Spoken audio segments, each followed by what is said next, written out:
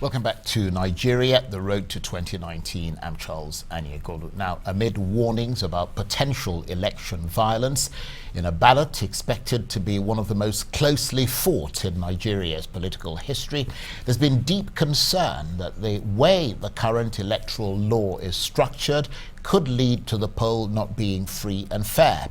During the last presidential election in 2015, lots of issues were raised that potentially marred the vote and led to numerous legal challenges. So, the National Assembly amended the Electoral Act, which was from 2010, and sent it to President Buhari for his assent. But he declined to give his approval, insisting that signing the bill into law so close to the 2019 elections would create confusion and uncertainty. Well, since then, the opposition have been up in arms, suggesting that the president has a hidden agenda. Well, Honourable Sergius Ogun is a leading member of the opposition PDP party from Edo State. He's the deputy chairman of the Committee on the Federal Capital Territory in the House of Representatives, and he joins me now in the studio. Thank you very much indeed for coming in. Lovely to see you here. Thank you for having me. What's the current mood in the National Assembly regarding the President's refusal to assent to that Electoral Act amendment bill? Well, the opposition, like you rightly said, are not happy. They are not comfortable with the fact that the President has promised to organize a free, fair, credible, and transparent election would not assent to a bill that will make that work possible. That's from the opposition perspective. But today, earlier on, there was a press conference by the members in the government, members from APC, that there's nothing wrong with it. So, but, well, I think there's going to be a debate tomorrow. There's supposed to be a motion on that today. It didn't come up, but I am aware there's one in the making. So hopefully tomorrow there will be a motion, and then we're going to take it up in the House, on the floor. So the message that the National Assembly is keen to give to the Nigerian public regarding this Electoral Act is a message that's different for the PDP than it is for the APC? Unfortunately, I think so, yeah, and it shouldn't be, because I am one that believes that we are Nigerians first. There's no APC, there's no PDP in terms of we have a great country and we should make it work. So I tend not to think like a PDP member. My take here is this: we have a president. When he was elected, he had the goodwill.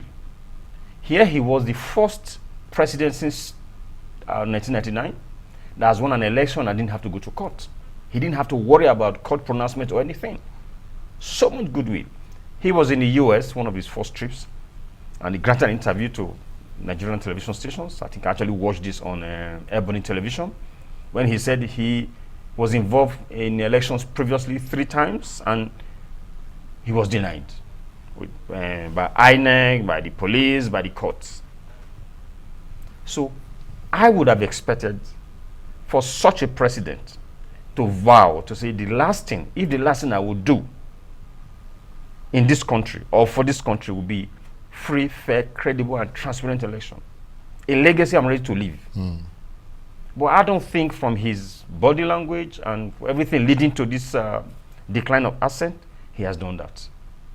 For his age, ordinarily, I would have thought that's what he would do.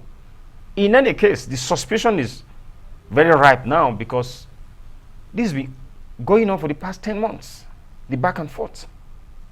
Someone, an APC member, told me today that, look, it's not the president. The president was ready to sign, it's the Attorney General. But this is my question. We didn't vote for the Attorney General. We voted for the president. And this is where I take it. I'm going to be facing election in February 2019, less than 2 months away from now. I really don't care if I win or I don't win, because I was doing something before I got here. And I can either go back to that or chart a new course. If the people sent me to Abuja to represent them, why should I strangulate them? Why should I strangle them to represent them?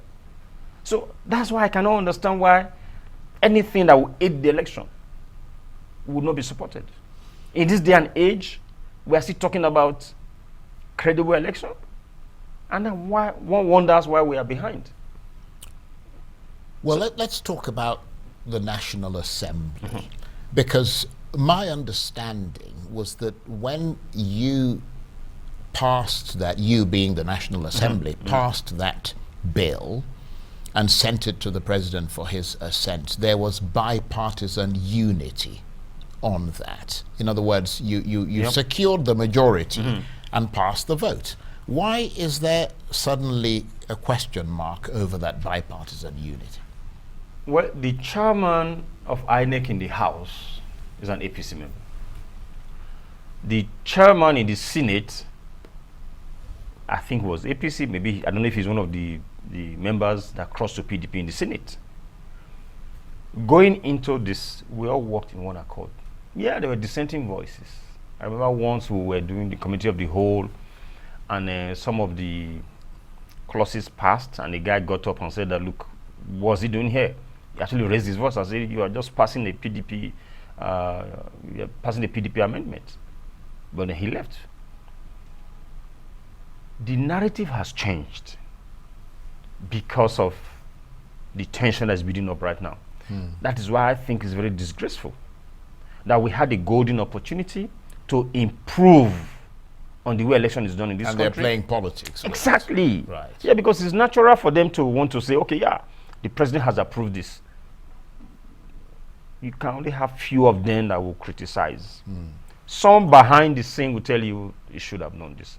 I have an APC member, strong member from my constituency, that told me some 3 months back that this president is not going to sign this. And he says it's a shame that he's taking us 20 years back. Some of these same APC members will tell you that off record. But when they come to the camera or come to the floor, they tend to want to align. But again, I think this should be criticized by all. Because people are embracing modern technology. Why do we want to be analog?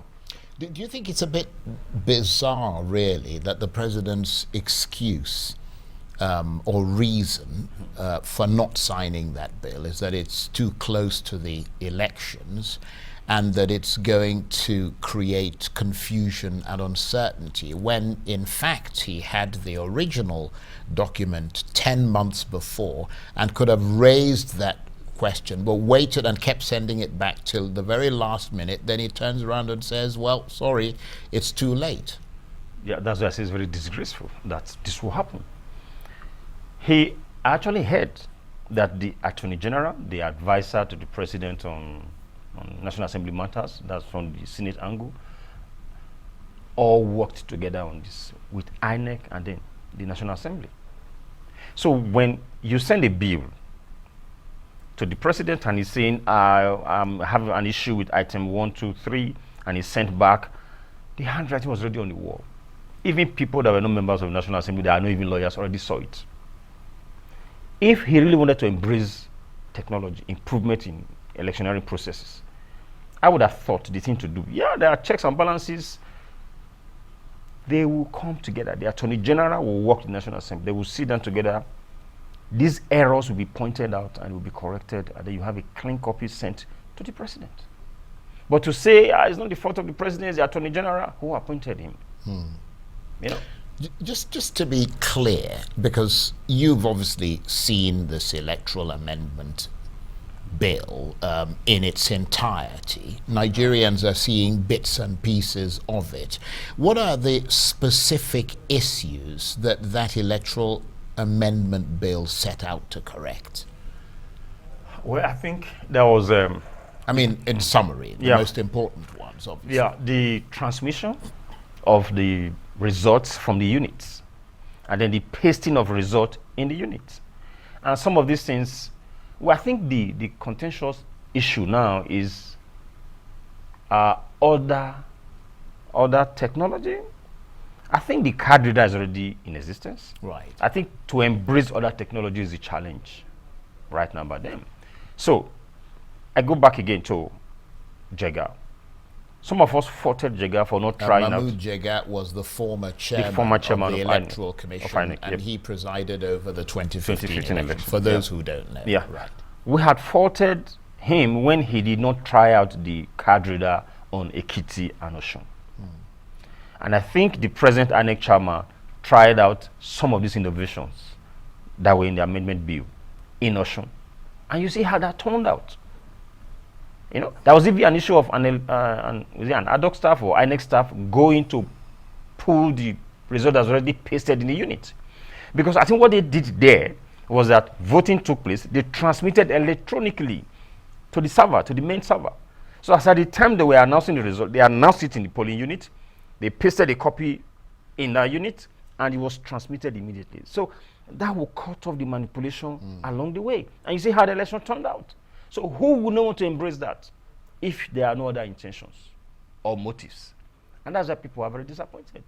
And like I said, you can only hit up the system from now. All is be going very well till now. So I can only wish Nigeria the best.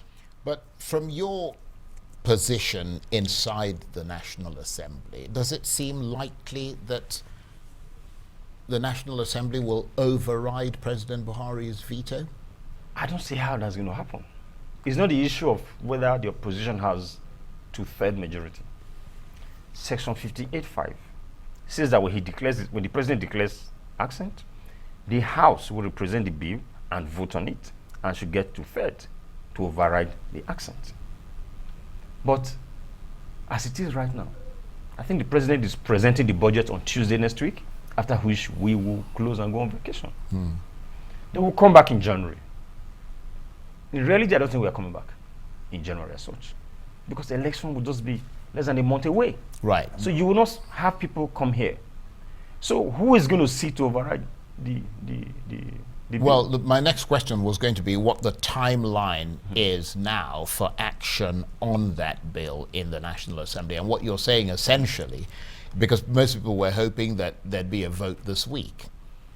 In your assessment, it doesn't seem likely. No, there will be no vote. Not this week, not even next week. Yeah, because people are already campaigning. There are people, there are members that have not showed up in the House in the last 2 weeks. They're in their constituencies. And then, like I said, we are closing next week for Christmas. I think they waited, they knew what they were doing all the while. That's my biggest disappointment. They knew what they were doing all the while. And then it's a shame that this is happening. Like I said again, at a time when people are embracing technology, you are taking us back. And I hope history will judge them fairly. So what impact, given, because I mean what you're essentially telling us is that there's nothing you can do now, nothing that can be done, that this bill is going to be kept in abeyance, that it's essentially going to be in limbo, and that Nigeria is going to use the 2010 Electoral Act for the 2019 elections.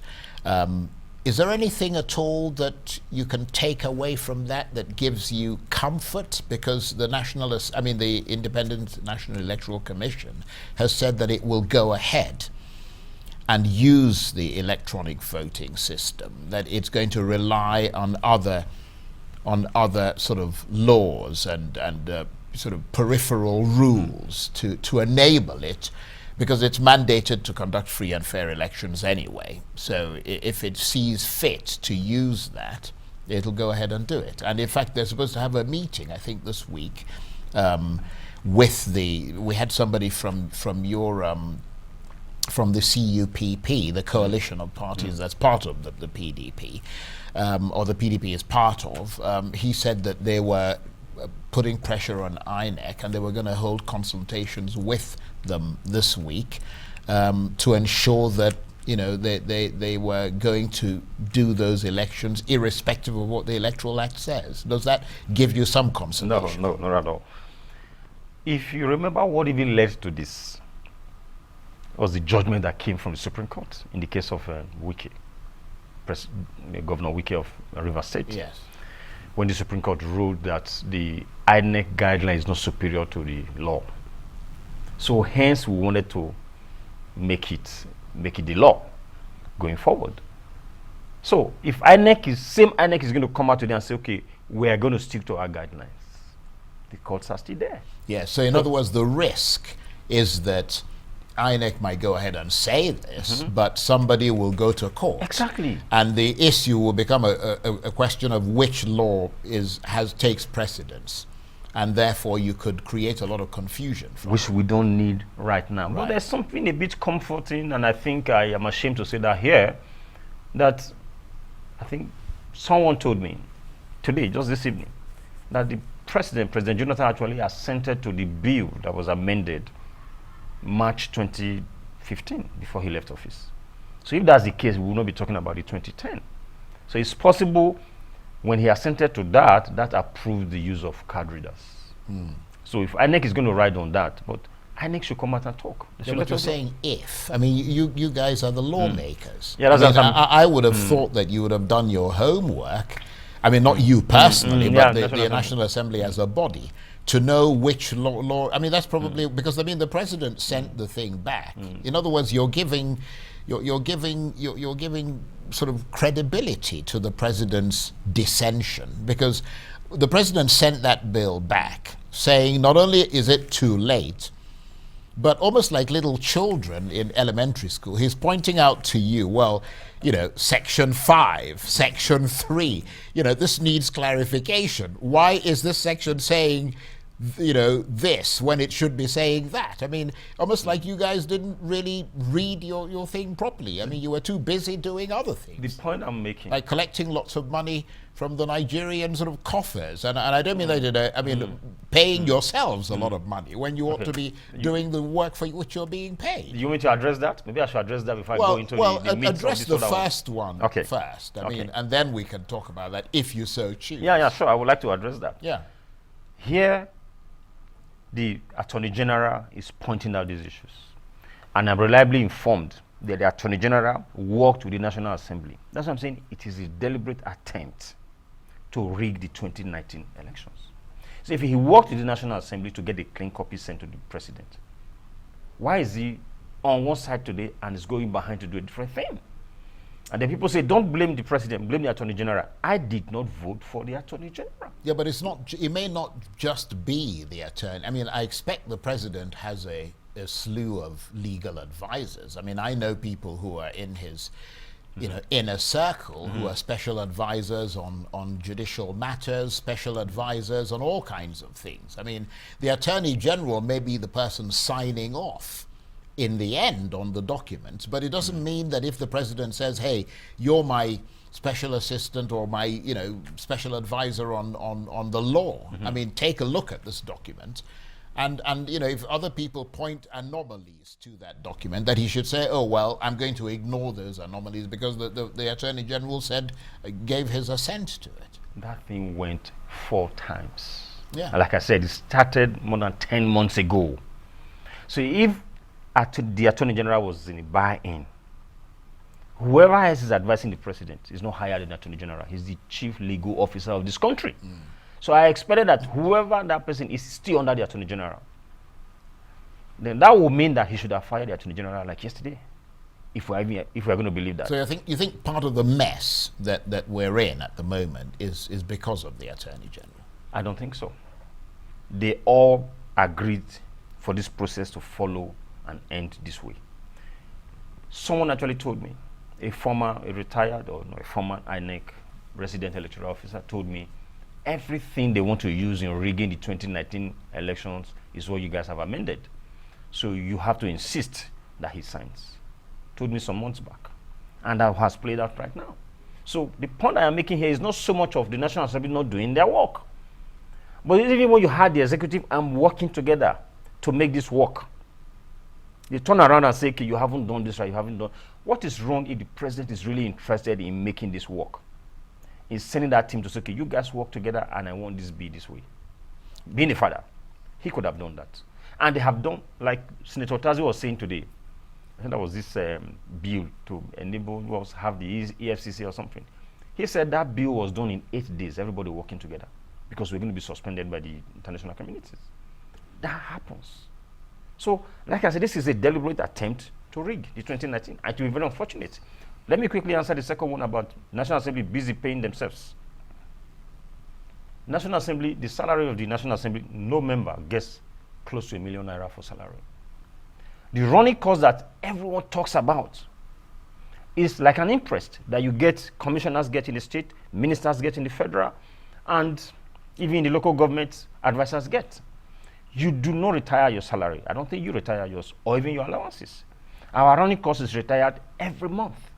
And if you ask me, I came from a business background, and I'm happy to go back there. If you ask me, I would even prefer not to get that running cost. Because it didn't start today. It's always been there from 1999. I guess they put this together because of the exposure in the constituencies. So, for me, it should be taken away. I have also even suggested, pay members sitting allowance. So when you come in, you sign, you get maybe 10 naira or whatever. It should be a service to the nation. Right. That's my but take. You're still collecting yours, though. That's what I'm saying. For me, it's not an issue. If my constituents, they are watching me, they know where I'm coming from. It's not an issue.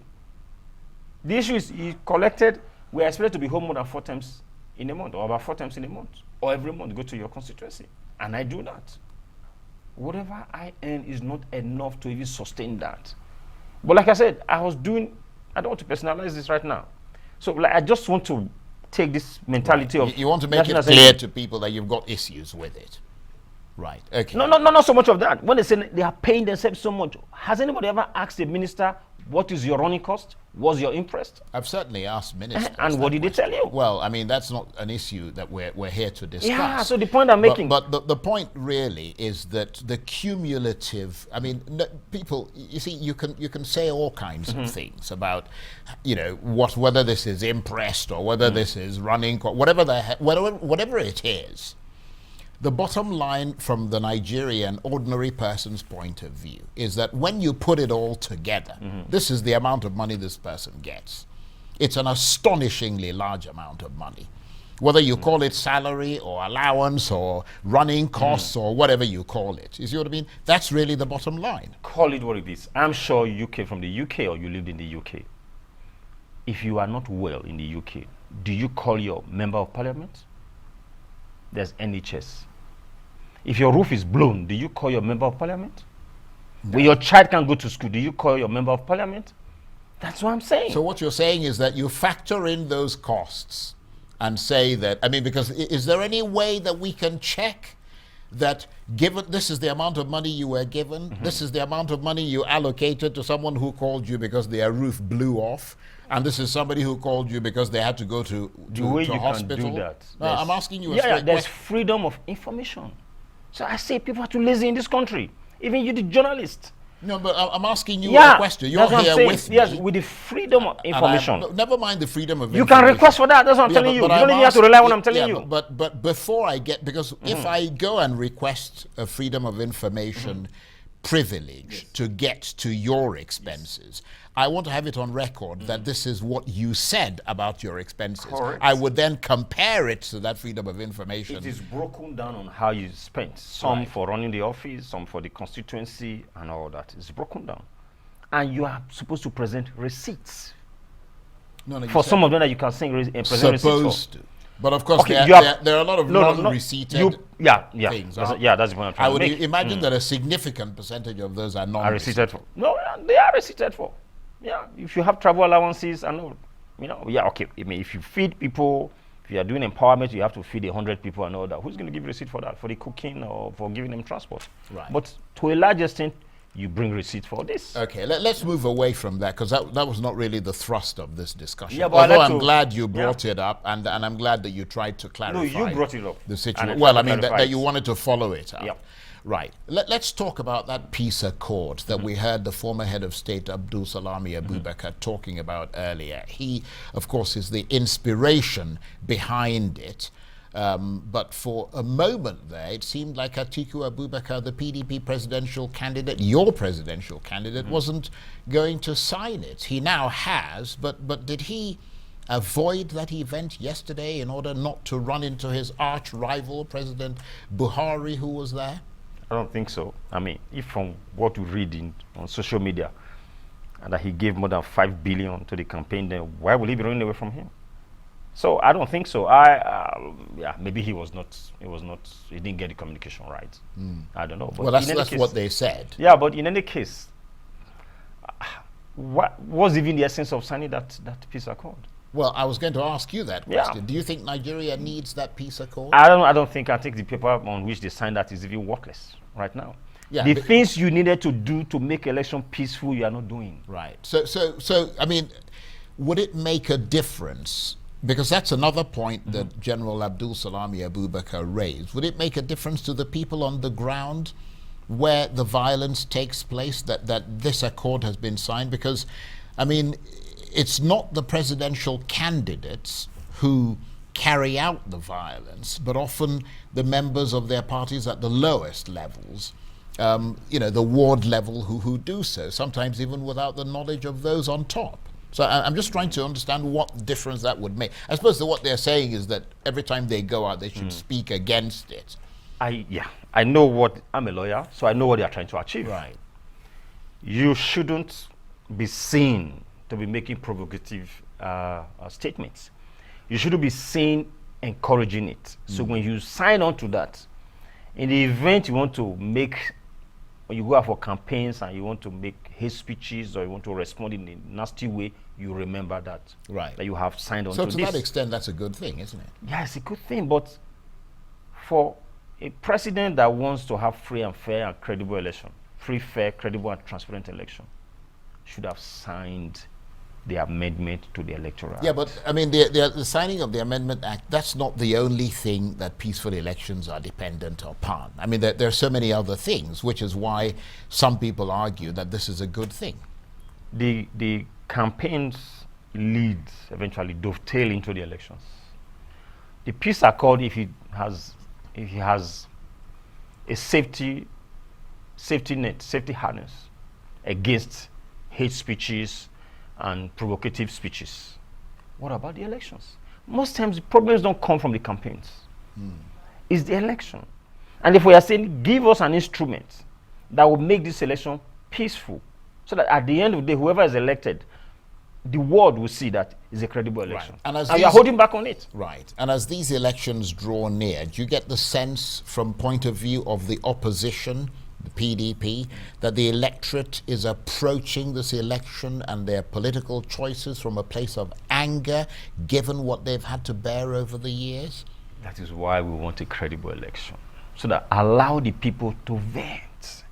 Like I said initially, if you want people to vote for you and you're going to represent them, why strangulate them? They should be free to make choices. And the choice before them is the last 16 years before this government, and the last 3.5 years or so.